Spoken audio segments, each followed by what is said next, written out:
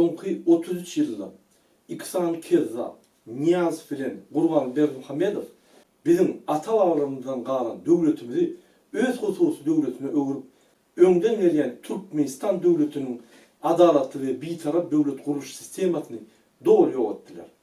Döwletde bikamçylyk, paraxorlyk, ýallaklyk, çepekçilik ýaly gylyk häsiýetleri üstürüp bizim gözel gül ýaly ülkemizi, Türkmenistan watanymyzy katastrofa getirdiler. Biz hemme Türkmenler bolup üýüşüp, birleşip şu kezzap Gurbanguly zulümden diýilmeli we hakyky garaşly Türkmenistan döwletini gurmaly.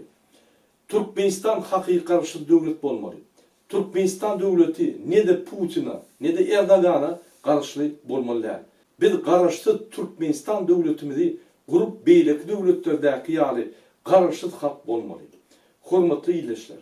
Häzir bizim öňümizde dünýäde entek görüp eşitilmedik uly tarihi mümkinçilik peýda boldy.